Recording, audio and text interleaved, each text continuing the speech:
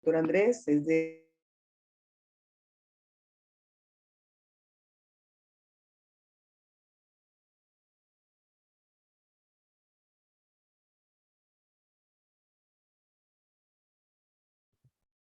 Yo perdí el audio, no sé, no estoy escuchando nada. Ingeniera, no se le está escuchando. ¿Ahora me escuchan? Sí, ahora sí. Sí, ahora sí escucho.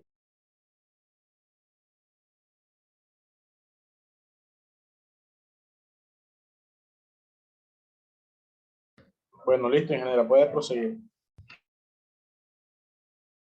Ok.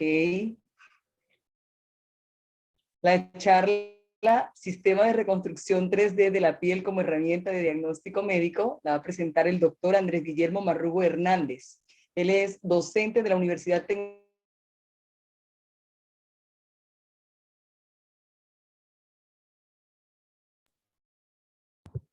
Entrecortó otra vez.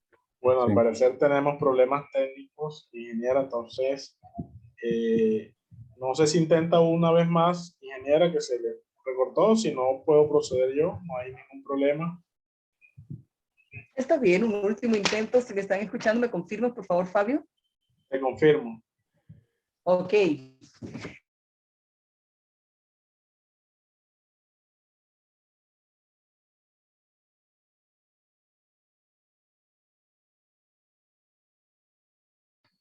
Bueno, y vemos que entonces tiene dificultades técnicas. Bueno, voy a proceder yo entonces. Bueno, la charla que vamos a presentar a continuación se llama Sistema de Reconstrucción 3D de la piel como herramienta de diagnóstico médico, presentada por el doctor Andrés Guillermo Marrugo Hernández, es doctor de la Universidad. Tampoco te escucho, Fabio. Tampoco me escucha, doctor.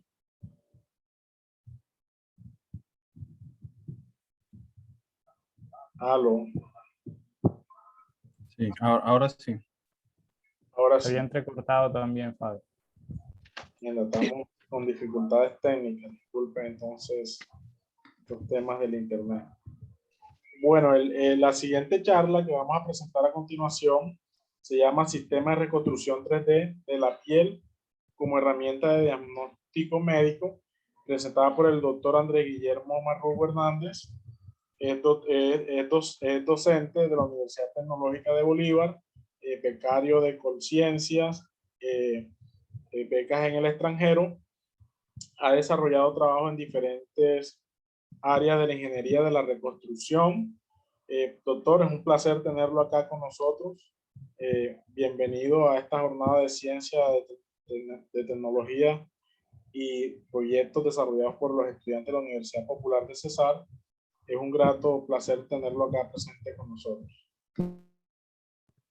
Bueno, pues muchas gracias por la invitación a ustedes y bueno, es un placer estar aquí compartiendo.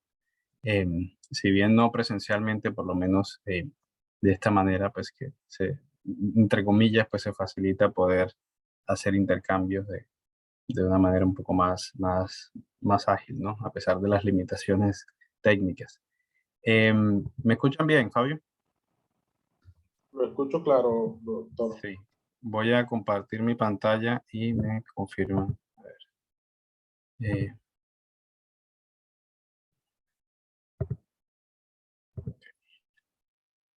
¿Me confirman si están viendo la pantalla? Sí, señor. Ok, perfecto. ¿Se ve la presentación? Sí, señor. Ok, bueno, perfecto. Muchas gracias. Pues nuevamente, bueno, me presento brevemente. Nuevamente, mi nombre es Andrés Marrugo. Soy profesor de la Universidad Tecnológica de Bolívar en Cartagena. Yo soy ingeniero mecatrónico y bueno, y tengo una maestría en fotónica y un doctorado en ingeniería óptica de la Universidad Politécnica de Cataluña en Barcelona. Y bueno, más recientemente, pues ex becario Fulbright de investigador visitante colombiano en la Universidad de Purdue entre 2019 y 2020. El trabajo que vengo acá a presentarles es un trabajo que venimos desarrollando en la UTB desde hace unos 5 años más o menos. Y tiene que ver con aplicaciones biomédicas en temas de reconstrucción tridimensional, utilizando sistemas de visión artificial y, digamos, pues como de óptica aplicada. Esta es la página web del laboratorio en el que estoy yo al frente, el Laboratorio de Óptica y Procesamiento de Imágenes. Y bueno, pues si les interesa pueden entrar y mirar. La dirección es opilar.utv.edu.co, mirar algunos de los trabajos que hemos hecho recientemente. Quiero aclarar pues que esto no es un trabajo que hace uno pues de manera individual, sino pues que hay todo un grupo de trabajo, ¿no? Detrás de todo esto, del cual pues Fabio ahora también recién se está incorporando. Falta vincularlo aquí en el grupo. Entonces, brevemente, algunas de las cositas de las que también hacemos en el grupo, que no voy a mencionar en esta charla, pero pues como para hacer una breboca aquí de otras cosas que hacemos.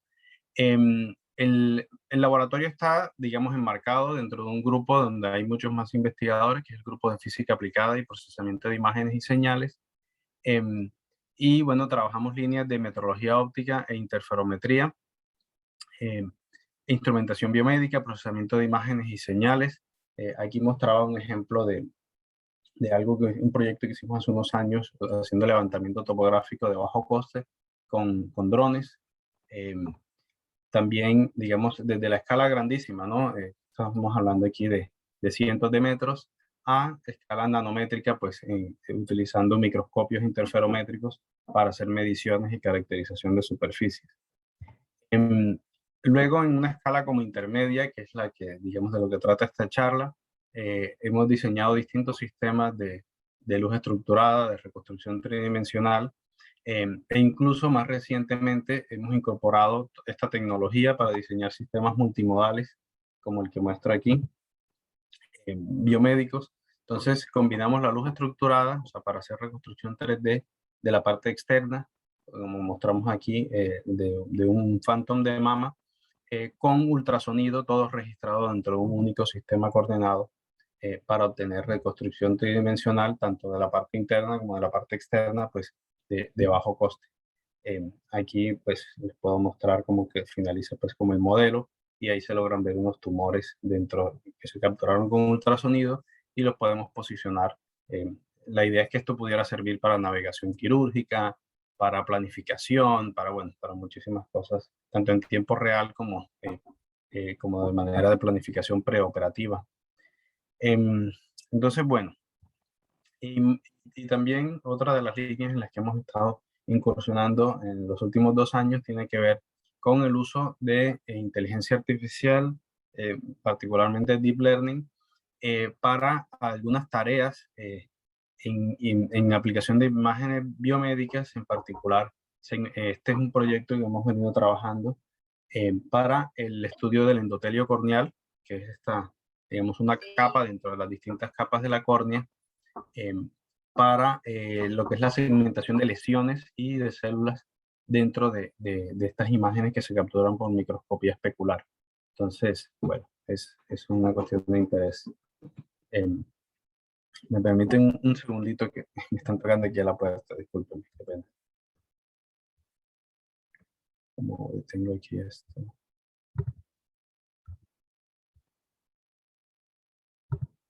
Los controles.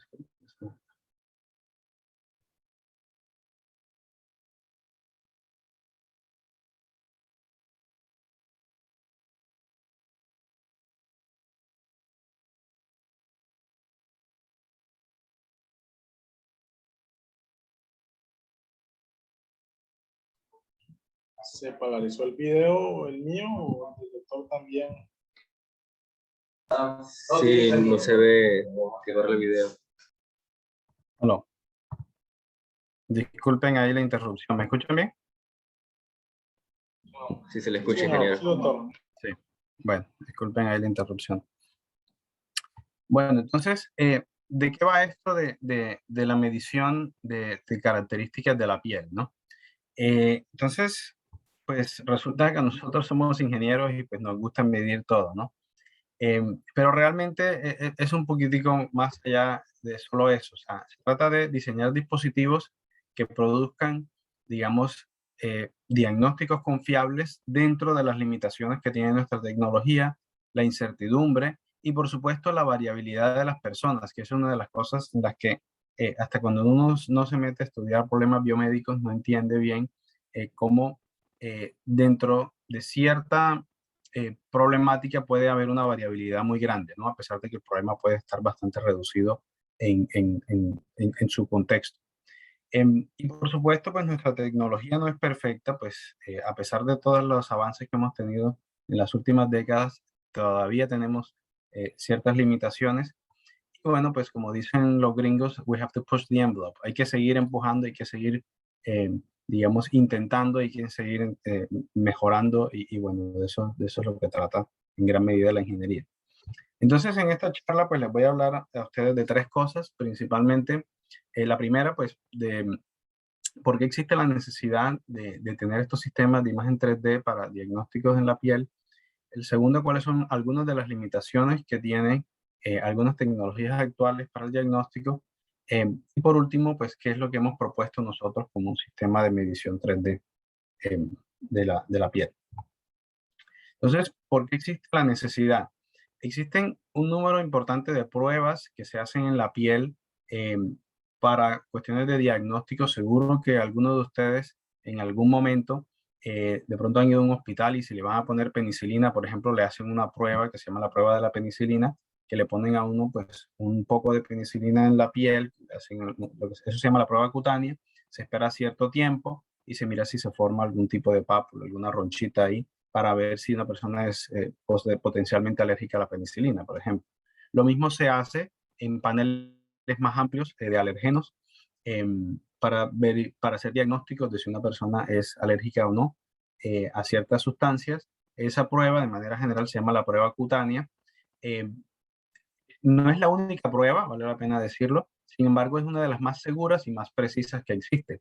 Por ejemplo, si uno quiere saber si alguien es alérgico a un alimento, pues evidentemente la prueba como que se llama gold standard, la referencia sería darle a la persona el alimento y verificar si es alérgico a eso, pero eso tiene unos riesgos, ¿no?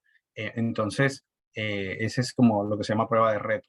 De manera intermedia estarían las pruebas cutáneas y luego hay algunas pruebas también en sangre que algunas son buenas, pero no todas para todos tipos de alergias, especialmente lo que es alergia a alimentos, no son tan buenas las pruebas que se hacen en sangre. Entonces, por eso la prueba cutánea sigue siendo como la herramienta principal que tienen, además de la historia clínica y otros aspectos que tiene el especialista para hacer este tipo de diagnóstico.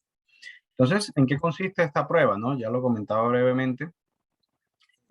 Se tiene, digamos, una gota de un extracto alergénico se deposita sobre la piel, luego con una lanceta se pincha la piel y pasado cierto tiempo, pues normalmente son unos 15 minutos, se espera a ver si se forma una pequeña pápula, que es como una especie de ampollita, y típicamente va acompañada de lo que se llama eritema o enrojecimiento de la piel.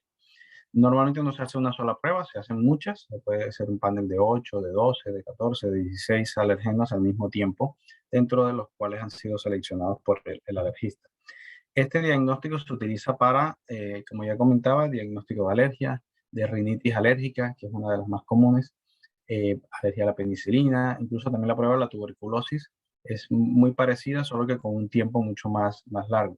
Normalmente se la aplican a uno y dura uno con un parche como unas 48 horas.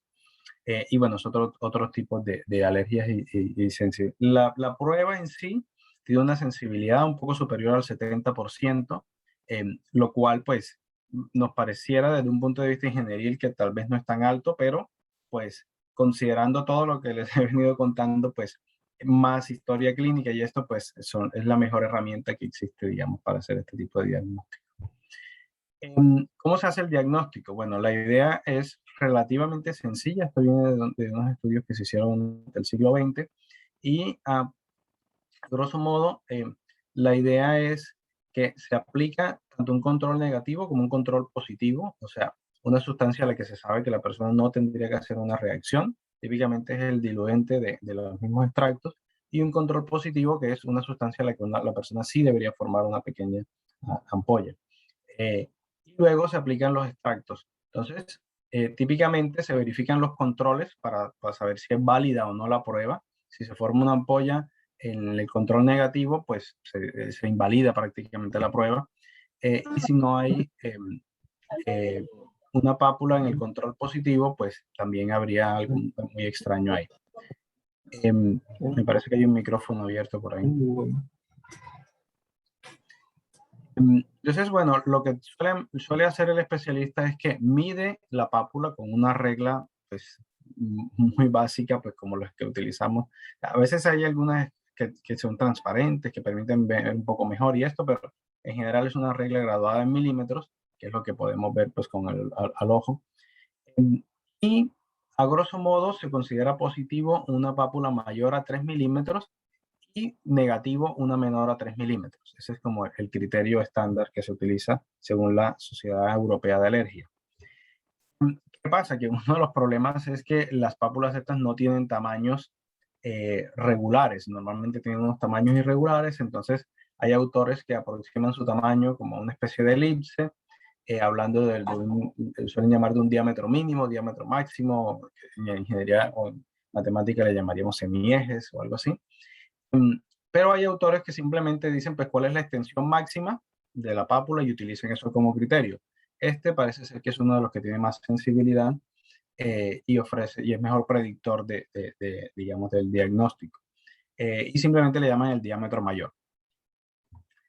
¿Qué ventajas tiene esto? Pues que prácticamente cualquier persona con un mínimo de entrenamiento puede hacer la lectura, o sea, no la prueba en general, pero sí la lectura.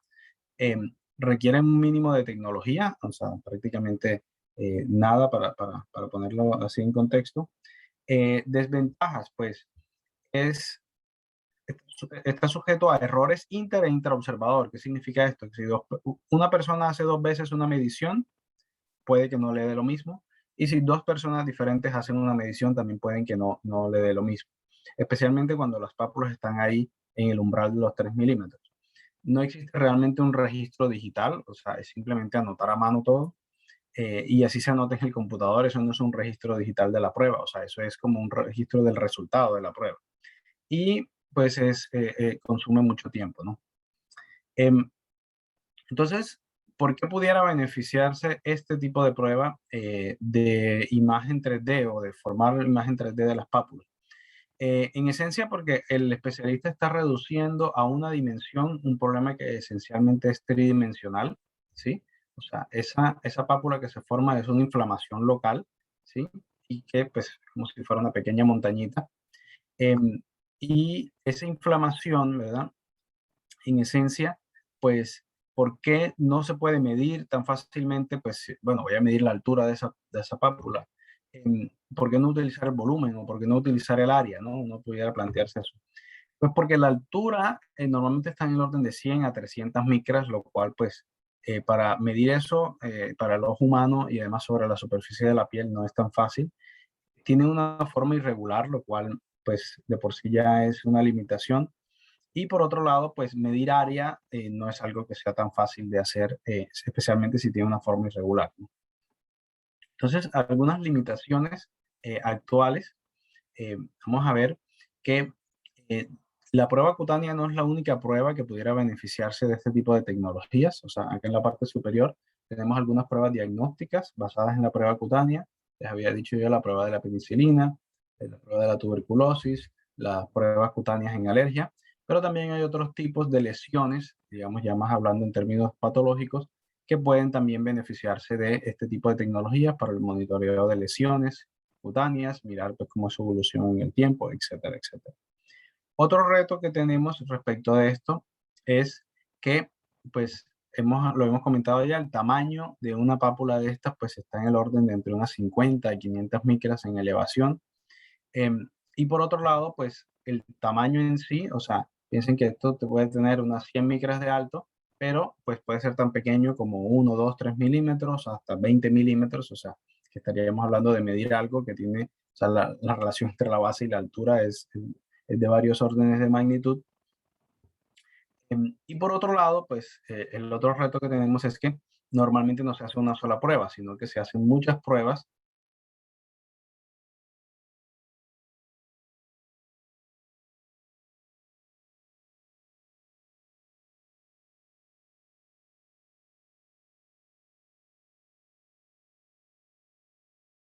detección manual, ¿no? El hacer la impresión esta con la cinta adhesiva, etc. Razón por la cual no se suele utilizar en la práctica clínica realmente, sino que se utiliza solo en algunos casos, pues más como de carácter de investigación.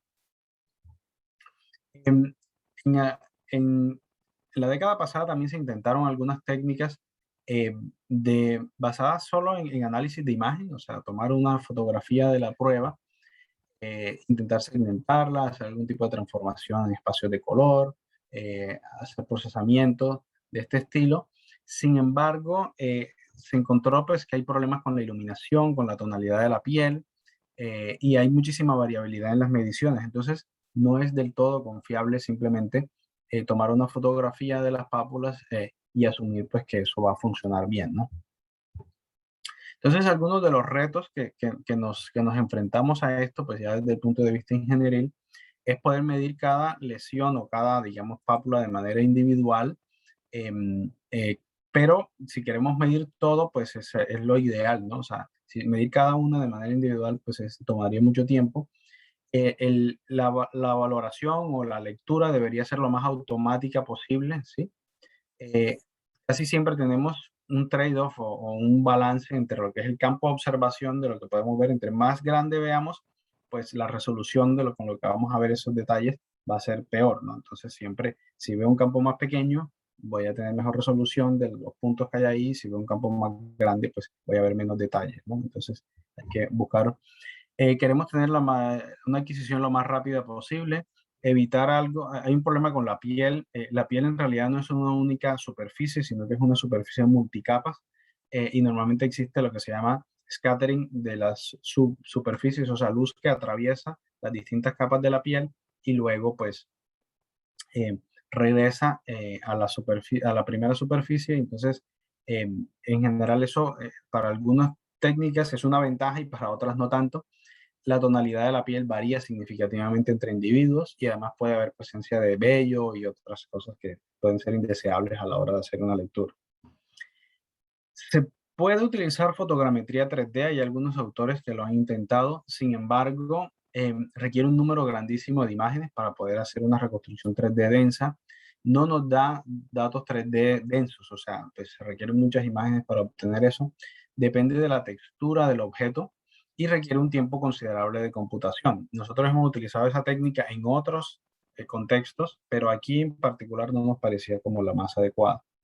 Entonces, les voy a hablar de cuál es la herramienta que propusimos nosotros y que hemos venido desarrollando y afinando en los últimos años.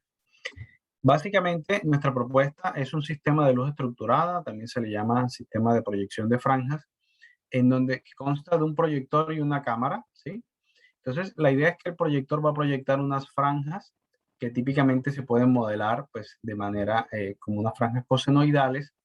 Esa imagen se captura en la cámara y se puede demodular, porque la idea es que estas franjas se deforman proporcional a la topografía de la altura. Y una de las técnicas, no la única, pero una de las técnicas que se utiliza para recuperar esa información tridimensional es codificándola y decodificándola a través de una portadora. Entonces, aquí tenemos la frecuencia de la portadora, que sería esta frecuencia de omega sub 0, ¿sí? Que es la frecuencia de la franja que se está proyectando sobre la superficie. Y este término de fase adicional viene a estar dado por la topografía del objeto. O sea, si aquí no hubiese un objeto, pues básicamente este término de fase adicional pues desaparece, por así decirlo. Entonces, esta fase adicional es la que tenemos que recuperar. Para recuperar la topografía del objeto, una de las técnicas que se puede utilizar es vía la transformada de Fourier. Entonces, esta es la imagen que se captura, se calcula la transformada de Fourier de esa imagen.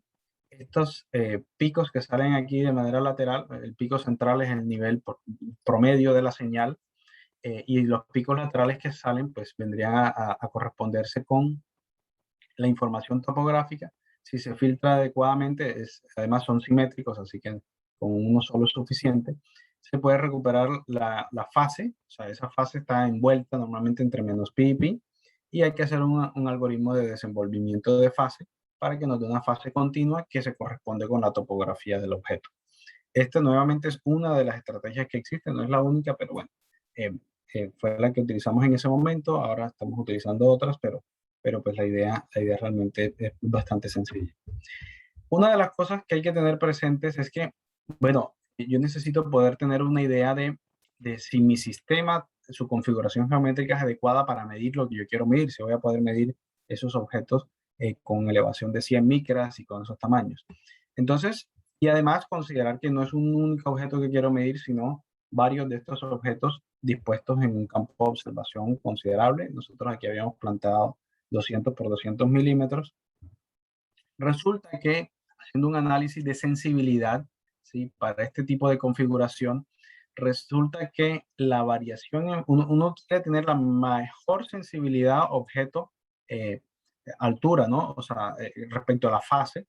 Y pues básicamente un análisis de sensibilidad se trata de obtener como una especie de función de transferencia de mi sistema y derivar con respecto a algún parámetro y poder maximizarlo, ¿no? Igual a cero, despejo. Y entonces resulta que se obtiene máxima sensibilidad cuando la variación en fase viene dada por estos parámetros. Entonces, hay algunos parámetros que yo puedo modificar, pero dentro de estos valores razonables, ¿sí? Por ejemplo, lo que se llama la línea base entre el proyector y cámara, pero yo no puedo hacer esto de manera infinita. O sea, y por otra parte, pues, este parámetro L, o sea, de qué tan lejos o cerca estoy de mi objeto, también es algo que viene dado principalmente por el tamaño del objeto. Entonces, siendo estos parámetros no tan fáciles de modificar, yo sí puedo modificar pues la frecuencia de la portadora, o sea, hacer la frecuencia mucho más alta. Y nosotros queríamos saber pues con qué valor exactamente tendríamos que trabajar. Entonces, uno puede asumir algunos parámetros, por ejemplo, de su sistema, ¿no? Y yo quiero poder medir adecuadamente 100 micras, por decir un escalón de 100 micras.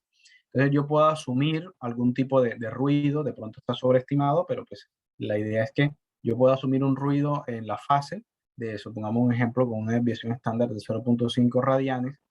Entonces la idea es que yo voy a querer poder medir una distancia entre dos puntos, ¿no? De por lo menos 100 micras. Entonces eso me da que tengo que tener una diferencia de fase entre esos dos puntos para poder separar si esa distribución es gaussiana con respecto al ruido, o sea, de por lo menos 1.5 radianes. Es como siguiendo la regla esta de 3 sigma.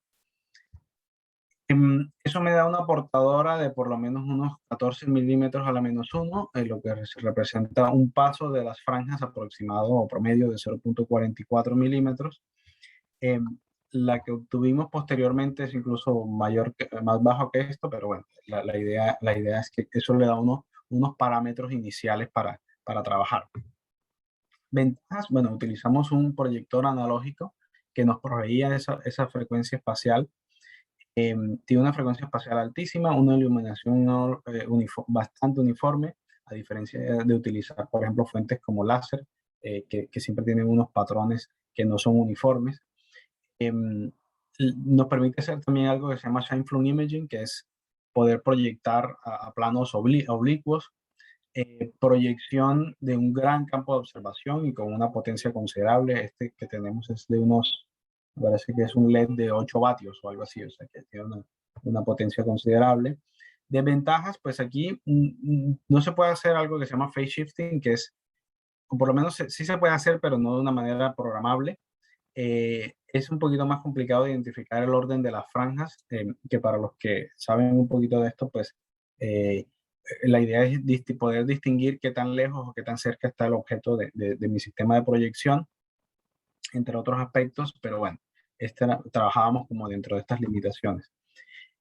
Entonces necesitamos que el sistema fuera el campo de observación lo más amplio posible, la mejor sensibilidad posible, adquisición rápida, también obtener una imagen de textura y poder reconstruir esos objetos dentro de las restricciones que nos hayamos puesto, y preferiblemente utilizar componentes, digamos, disponibles comercialmente. O sea, íbamos a armar un sistema con componentes discretos y no a desarrollar componentes nosotros mismos. Este es el sistema que implementamos. Aquí está mi proyector. Tenemos un sistema de 2 cámaras para poder cubrir con mejor resolución un campo considerable. Tienen algo de solapamiento los campos de observación de las cámaras. Y pusimos unos láseres que tienen unas líneas láser para identificar el orden de las franjas. La idea es que hacemos una calibración en Z, ¿sí? Que nos da, después de esa calibración podemos obtener la reconstrucción 3D en un sistema coordenado tridimensional global sin la necesidad de hacer registro. O sea, no tenemos que coger la reconstrucción de una cámara y la de otra cámara y pegarlas. Se hace una única calibración y todo queda pegado automáticamente. El equipo toca, sale Esto no, marica. Bueno, entonces la calibración les venía comentando pues que tenemos, básicamente se dispone un sistema de desplazamiento con un tornillo micrométrico y vamos desplazando en Z. No recuerdo cuántos eran, era alrededor de unos 500 mediciones o algo así a lo largo de Z, y se calibran. Entonces para cada plano se capturan 3 imágenes para cada cámara, y estas 3 imágenes pues se procesan para obtener, por así decirlo, las coordenadas 3D de cada uno de esos puntos en el plano. Entonces, la calibración consiste en calibrar Z, o sea, de cada una de las imágenes de franjas obtenemos fase. Esa fase pues está envuelta porque al final pues es difícil saber exactamente cuál es el orden de las franjas. Entonces hay que hacer un desenvolvimiento de esa fase para obtener una fase continua con respecto a Z. Entonces de ahí podemos sacar un polinomio, ahorita les muestro la ecuación, para a partir de un valor de fase enseguida sacar Z. Lo mismo podemos hacer para el campo transversal, ya que los sistemas de observación no son telecéntricos, o sea, hay magnificación. Entonces, hay que para cada valor de fase o de Z, saber qué coordenada X y Y le corresponde a cada píxel, ¿ya? Entonces, de igual manera, se hace esa calibración transversal con X y Y. Y por último, con la línea láser, pues se identifica el orden de la franja, porque eso lo vamos a necesitar luego para poder recuperar lo que se llama fase absoluta y poder estimar, o sea, dentro de estos valores de fase, ¿sí? En cualquier píxel, cuál es el valor de fase absoluta que se obtiene y poder obtener las coordenadas X, Y y Z. Entonces, aquí tenemos lo que se ve como el resultado de la calibración en Z. Nosotros encontramos que un polinomio de segundo orden era suficiente para lo que necesitábamos hacer dentro del volumen de trabajo que teníamos. Este sería la Z. Y posteriormente, pues para X y Y, una vez obtenido Z, es relativamente también fácil de calibrar. La fase absoluta también un polinomio de segundo orden, digamos para cada píxel, detectando simplemente el centro de la línea láser, y ese centro de la línea láser se ajusta con respecto a la fase y nos da digamos, como el punto de partida de los valores para obtener fase absoluta, básicamente. Ok, aquí está ya el montaje en el laboratorio. Aquí teníamos pues como nuestro paciente cero, por así decirlo, era un maniquí inicialmente que estábamos trabajando. Aquí está el proyector LED, aquí están las cámaras, los láseres y bueno, aquí estaba incluso el tornillo micrométrico con el que se hizo el desplazamiento. Esto es lo que captura la cámara 1, aquí lo que captura la cámara 2. Esta adquisición se hace bastante rápido. En realidad eso está en el orden de milisegundos. Y pues automáticamente se obtiene la reconstrucción tridimensional. Estas serían las reconstrucciones tridimensionales parciales, por así decirlo, que se obtiene de cada una de las cámaras, y esta es la que está ya automáticamente registrada, o sea, no hay que hacer ningún registro 3D porque ya está todo calibrado en un único sistema coordinado. Aquí alguna prueba de validación que hicimos en donde teníamos unos escalones de 100 micras, y verificamos pues que nuestro sistema pudiera medir esos escalones con saltos de 100 micras.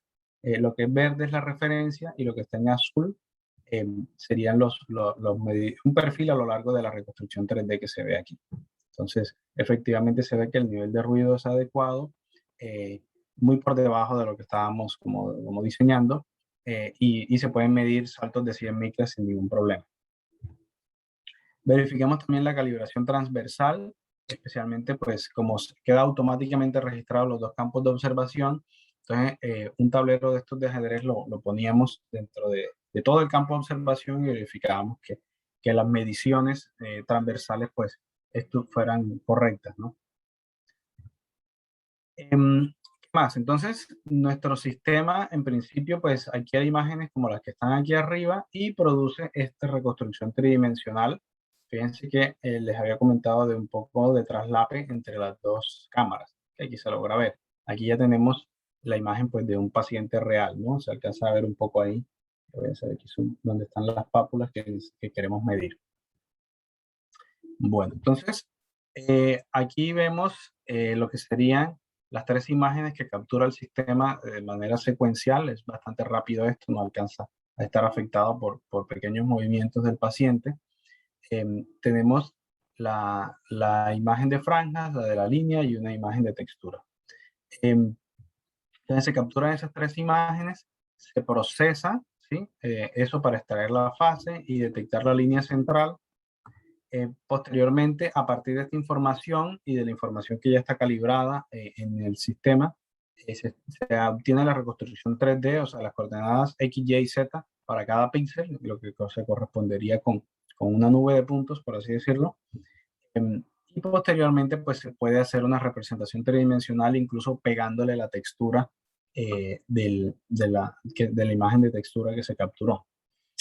Pero claro, esto no es lo único que nos interesaba. Ya tenemos la reconstrucción tridimensional. Ahora, ¿cómo hago para medir eso de manera automática, no? Aquí muestro nuevamente uno de los pacientes que participó en el estudio. Bueno, aquí un detalle pues, de la reconstrucción 3D parciales, y esta sería la reconstrucción 3D total. Aquí, bueno, muestro viéndole en MeshLab cómo se vería esa reconstrucción tridimensional. Los resultados de este trabajo los publicamos allá en el 2019 en PLOS ONE. Y bueno, pues teníamos una fase 2 del proyecto que no hemos podido desarrollar adecuadamente por la pandemia, pero que yo pienso que ya el próximo año podemos estar ejecutando de manera adecuada. Entonces, les comentaba, ya tengo esta reconstrucción 3D, ¿no? Me voy a regresar un poquitico aquí a esto. Tengo esta reconstrucción 3D y piensen que si yo quiero medir eso es algo así como si yo tuviera una montaña y tengo una casa encima de una montaña y yo lo que quiero medir es la altura de la casa o el tamaño de la casa, no quiero medir la montaña. O sea, entonces, ¿cómo hago eso de manera automática? Entonces, les voy a mostrar el algoritmo automático que propusimos y más o menos la idea es la siguiente. Aquí estoy representando la topografía, ¿sí? Esto en código de colores, de toda la superficie como del antebrazo, ¿sí? Y encima, tal vez no se alcance a ver muy bien, aquí están las pápulas. Entonces, la idea es que vamos a implementar una estrategia se llama de remoción de la superficie global, ¿sí? Como quien dice, voy a quitar la montaña y quedarme solo con la casa para poder medir la casa. Entonces, si logro hacer eso, me quedaría solo con las pápulas. Luego implemento una estrategia de detección automática de las pápulas, ¿sí? Entonces, la detecto automáticamente y recorto cada una de las pápulas para poder medirlas de manera individual. Luego se hace algún tipo de procesamiento pues, para centrar la pápula y por último algún ajuste paramétrico para que me diga la estimación de ese diámetro mayor o de esa dimensión que interesa pues, realmente al especialista. Esta es como la estrategia global que propusimos, ahora voy a explicarla con más detalles. Entonces, nuestra estrategia de eliminación de la superficie global consiste en una descomposición piramidal de la imagen de entrada. Estamos tratando ya la superficie como si fuera una especie de imagen. Es una imagen, solo que digamos, el nivel de gris no se corresponde con intensidad, sino se corresponde con altura, con topografía. Entonces descomponemos esta imagen por una pirámide gaussiana, que no es más que una especie de submuestreos en cada vez bajando la resolución a la mitad, y posteriormente una pirámide laplaciana, que me representa a mí pues, como los detalles que hay en cada una de esas escalas. Si nos fijamos en la pirámide laplaciana, vemos que en las distintas escalas, ¿sí? Me van a representar distintas características de la señal o de la imagen en este caso. Al principio tengo detalles de altísima frecuencia, que prácticamente es ruido, y en las escalas intermedias tengo lo que es verdaderamente pues, las pápulas, y en la última escala pues tengo la superficie global, que es lo que me interesa a mí eliminar realmente, y tal vez algo de ruido también. Esta representación piramidal tiene la gran ventaja que me permite hacer reconstrucción perfecta de una señal, si yo tengo todos estos niveles. Y si yo además quito algunos de estos niveles, puedo hacer una reconstrucción sin esas características. Entonces, si yo, por así decirlo, pongo a cero o pongo una máscara en esos niveles, ¿sí? Y me quedo solo con los niveles que me interesan, puedo reconstruir la señal y obtener esa señal con las características. Piensen lo que es como una especie de filtrado espacio frecuencial, ¿sí? Entonces, obtengo esta señal con estas características. Una vez tengo esto, ya me quedé, pues, por así decirlo, con la casita, eliminé la montaña. Entonces ahora hago un filtrado multiescala para identificar en dónde están cada una de estas pápulas con laplacianos de un gaussiano, que es como este filtro tipo sombrero mexicano. Identifico eso se hace un filtrado a partir de todo ese banco de filtros y se detectan pues dónde están cada una de esas pápulas y se sabe también el tamaño aproximado porque cada uno de estos filtros tiene tamaños diferentes. Se extraen esos parches y a partir de esos parches pues se puede hacer una medición automática. Una vez tenemos esos parches, pues se centra la pápula utilizando análisis por PSA, básicamente para centrar el eje Z, y poder posteriormente hacer un ajuste paramétrico. Hicimos un ajuste de unas funciones que se llaman supergaussianas en 2D, con lo cual nos permite ajustar lo que sería más o menos una especie de bounding box o de cajita en 3D, que nosotros encontramos que a ciertas número de desviaciones estándares, me parece que era 4 sigma, se obtenía la dimensión adecuada pues, que se requería de ese diámetro mayor. Aquí mostramos el caso de dos pápulas, ya de manera individual. Esta es una con una forma irregular, fíjense que tiene aquí pues como una patita hacia un lado y la caja alcanza a cubrirla. Y esta es una con una forma un poquito más regular y pues también la cajita alcanza a cubrirla y de ahí sacamos pues lo que sería como ese diámetro mayor que interesa de manera pues clínica. Entonces validamos nuestro sistema utilizando unos casquetes esféricos, pues algo que sí podemos medir con un calibrador. Entonces aquí tenemos las mediciones de referencia, ¿no? Y lo que mide la cámara 1, la cámara 2, todas están dentro de unos errores bastante buenos y el sistema pues tiene además una reproducibilidad excelente como mostraré en otra diapositiva.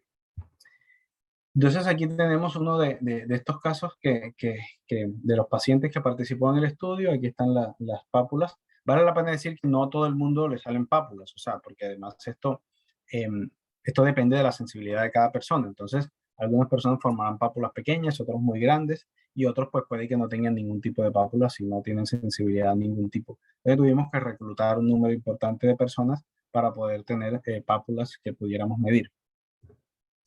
Aquí muestro una de estas mediciones. De hecho, este fue un experimento interesante porque queríamos mirar la reproducibilidad del sistema, la repetibilidad del sistema, perdón. Entonces, aquí están las mediciones manuales que hace el especialista. Fíjense que estas son pues con resolución milimétrica, o sea, el especialista no puede dar mediciones por debajo del milímetro. En algunos casos coincide más o menos, pero esta no es la referencia que utilizamos. Ahorita les voy a decir cómo construimos la referencia. Entonces aquí está la medición que hace la cámara 1, por ejemplo. Entonces, ¿qué le pedimos al paciente? Que moviera el brazo a otra posición y volvíamos a capturar, lo volvía a mover y volvíamos a capturar y así en 5 posiciones distintas.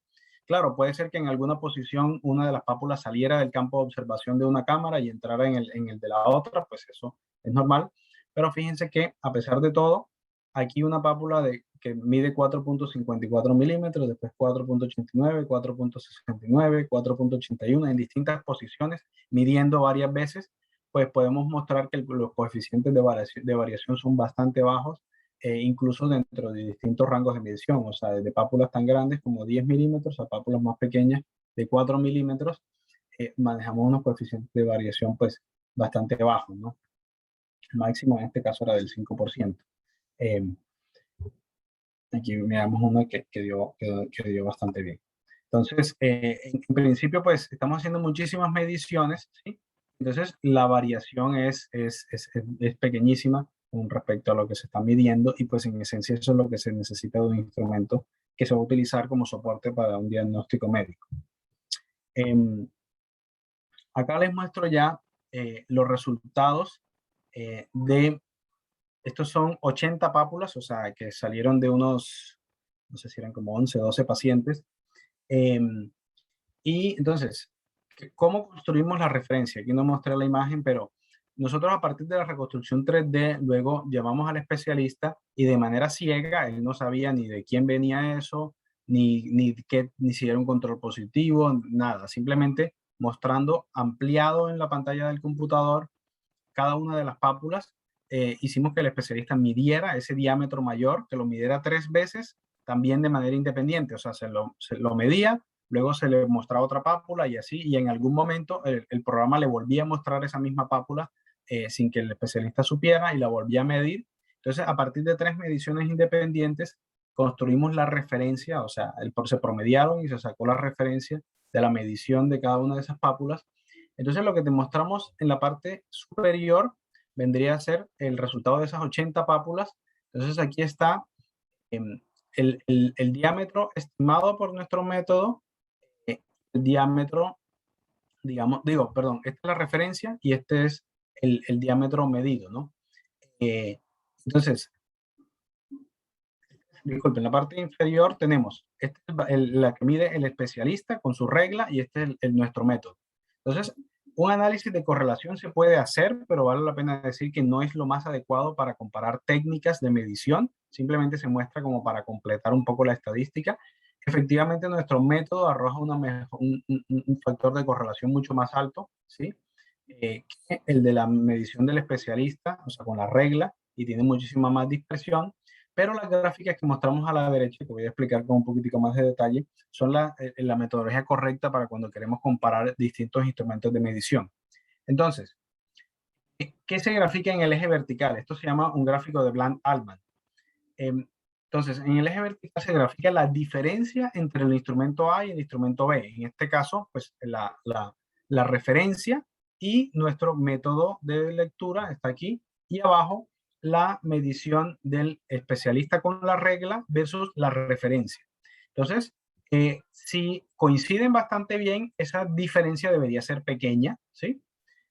Y si hay algún sesgo, también debería verse, o sea que las diferencias son siempre positivas o negativas. En el eje horizontal se grafica el promedio de esas dos mediciones, porque cuando estoy comparando, la idea es que posiblemente el promedio de las dos mediciones es una mejor estimación del valor verdadero.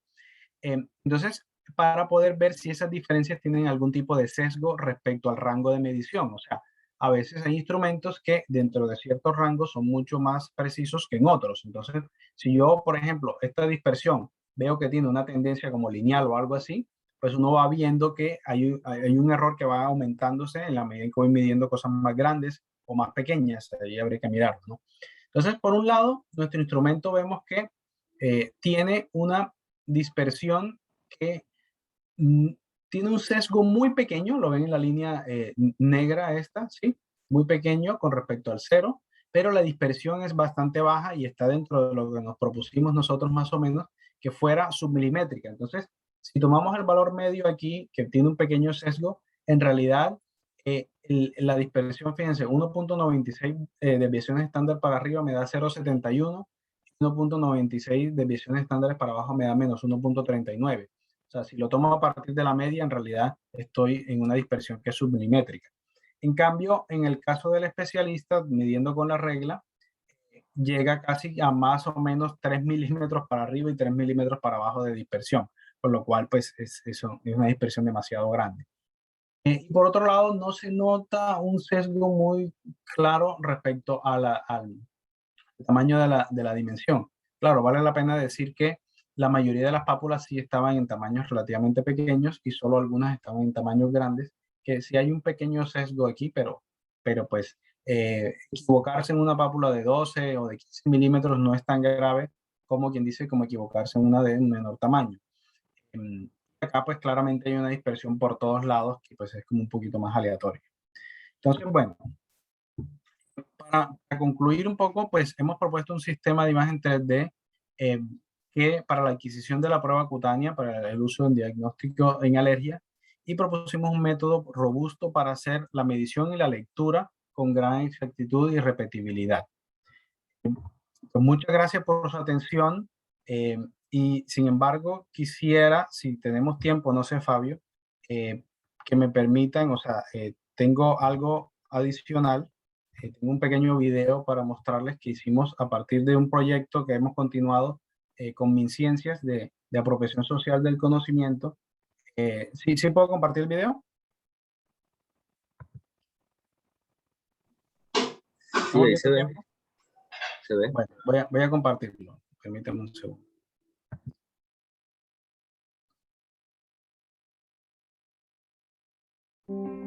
Seguramente te ha pasado. Miércoles, ¿se escucha el audio? Sí, se escuchó. Ok, déjenme, se activó aquí un anuncio. Esto para acá.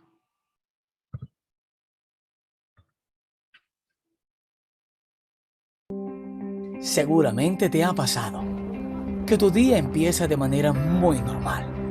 Te levantas, vas al parque, haces ejercicio, trabajas, vas a la universidad, comes cualquier cosa y de repente empiezas a tener malestar general, picazón, estornudos, hinchazón. Lo más probable es que un factor externo produjo alergia en tu organismo. Pero me imagino que te preguntarás cómo haces para saber a qué eres alérgico y por qué. Pues bien, primero te explicaré brevemente qué es una alergia. La alergia es la respuesta que da el sistema inmunitario al contacto con algo que no tolera. Por ejemplo, cuando te expones a los ácaros, pólenes, hongos, mascotas e incluso con alimentos. Ahora, si quieres saber a qué eres alérgico, debes acudir a un especialista que realice las pruebas adecuadas para que diagnostique tus enfermedades alérgicas. Existen 3 métodos de pruebas y el especialista realizará la más adecuada según a tu capacidad técnica. Puede implementar el método in vivo o más conocido como intraepidérmico, donde se hacen marcas en la piel con un marcador para sectorizar el lugar donde se colocará el alergeno sospechoso. Luego, con una lanceta, se pincha la piel. Transcurridos unos 15 o 20 minutos, se mide la pápula con una regla. Esta técnica la puede realizar el mismo especialista u otro personal de la salud con entrenamiento en la prueba. Sin embargo, este proceso consume más tiempo y no es tan exacto, puesto que depende al 100% del talento humano. Otro tipo de prueba es la in vitro, es decir, en sangre, pero estas son más costosas y no son lo suficientemente efectivas para el diagnóstico de alergia alimentaria. La tercera prueba es la provocación, donde se coloca el alérgeno en la nariz, ojos o pulmón, pero estas suelen ser muy invasivas para la persona y el especialista debe contar con capacidad de reacción inmediata ante cualquier complicación que ponga en riesgo la vida del paciente. Actualmente los resultados pueden ser más precisos gracias a un dispositivo de reconstrucción tridimensional para la lectura de la prueba cutánea, que puede medir en 3D toda la superficie de la prueba cutánea y medir automáticamente las pápulas, incluso si ésta tiene una altura por debajo de 100 micrones. Veamos cómo funciona. Al paciente se le hacen marcas en la piel para sectorizar el lugar donde se colocará el alérgeno sospechoso, es decir, la sustancia que puede producir alergia. Luego se pincha cada marca con una lanceta. Pasado 15 a 20 minutos, se ubica la parte tratada en un proyector que emite franjas delgadas sobre la superficie, mientras que una cámara hace la lectura. El artefacto codifica y decodifica las líneas para realizar la reconstrucción tridimensional de la superficie y lograr tener el diámetro y la altura de la pápula o roncha. Internamente, el trabajo del dispositivo es así. Si la superficie es plana, la línea es paralela, pero si la piel se deforma, las líneas se modifican acorde a la altura. Luego crea la superficie tridimensional del área en la que se hará la prueba de alergia. A continuación, identificará la protuberancia o pápula a la que se le realizará la medida. Luego, elimina el ruido y la superficie, quedando solo la pápula. Una vez se obtiene la pápula, el sistema ubica el centro de ella para poder estimar su diámetro. Y por último, la pápula es sistematizada. El algoritmo mide usando un modelo que se adapta a la forma de la pápula, para así aproximarse a una medida más exacta. Gracias a la precisión de este artefacto, se puede llegar a dar un diagnóstico más acertado.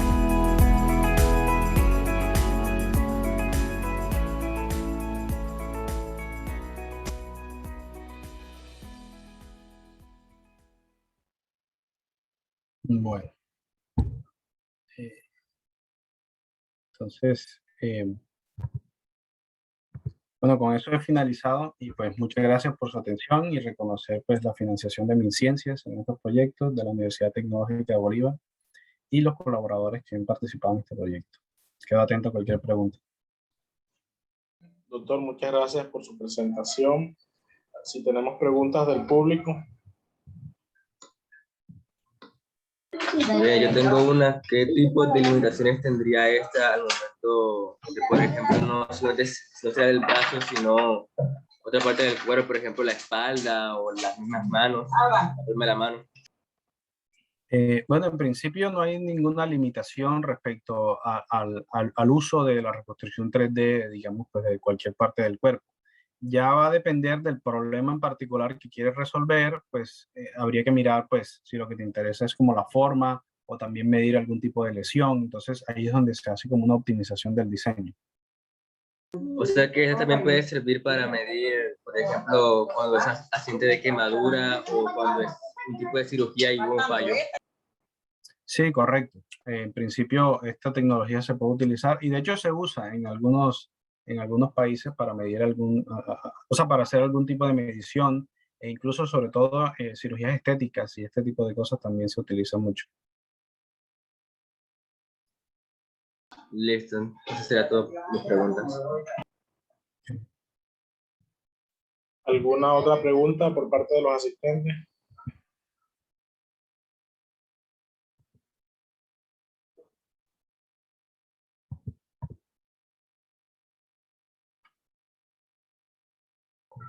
Bueno, a mí me gustaría hacer una pregunta, doctor.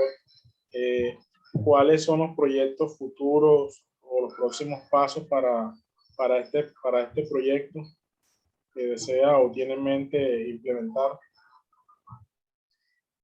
Bueno, una de las cosas que queremos hacer es mejor obtener, como tú viste, pues estábamos utilizando en ese momento un proyector analógico con una técnica utilizando transformada de Fourier, que si bien es suficiente para la medición, suaviza un poco la reconstrucción 3D. Ya tenemos unas ideas de poder obtener esas reconstrucciones con muchísimo más detalles utilizando otras técnicas de codificación y decodificación que desafortunadamente pues por lo de la pandemia no pudimos realizar el año pasado y en gran medida pues tampoco este año, pero que tenemos esperanzas puestas de que el próximo año vamos a poder hacer todos estos nuevos experimentos.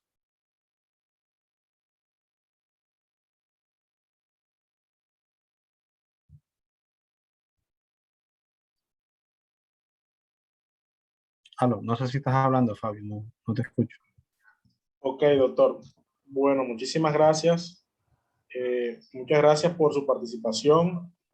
Ojalá podamos contar más adelante en otros eventos de esto, con otras charlas de usted, doctor. Claro que sí, mucho gusto, pues un placer haber estado acá con ustedes. Bueno, jóvenes, a continuación tenemos otra charla.